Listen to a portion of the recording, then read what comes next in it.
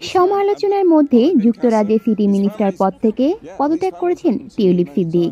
বাংলাদেশের ক্ষমতাচ্যুত প্রধানমন্ত্রী শেখ হাসিনার ভাগ্নি ও শেখ রেহানার মেয়ে টিউলিপ কিছুদিন ধরেই ব্রিটিশ সংবাদ মাধ্যমে শিরোনামে ছিলেন। মঙ্গলবার যুক্তরাজ্যের প্রধানমন্ত্রী স্যার কেইর স্টারমার্কের পদত্যাগপত্র পাঠিয়েছেন। এ সময় তিনি লিখেছেন, প্রিয় প্রধানমন্ত্রী, সাম্প্রতিক সপ্তাহগুলোতে আপনি আমার উপর যে আস্থা দেখিয়েছেন সেজন্য আপনাকে ধন্যবাদ জানাচ্ছি।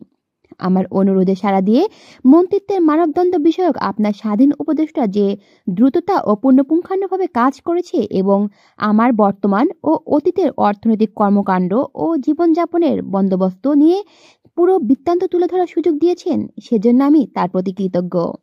তিনি উল্লেখ করেছেন, এমনটি বলার কোনো প্রমাণ নেই যে আমার যে সম্পদ রয়েছে বা যেখানে আমি বাস করেছি সে বিষয়ে আমি অনুচিত কিছু করেছি।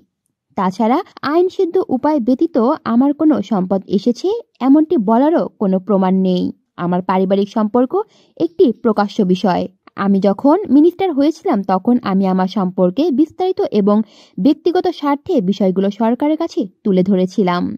কলি শিকদার, বাংলা নিউজ নেটওয়ার্ক।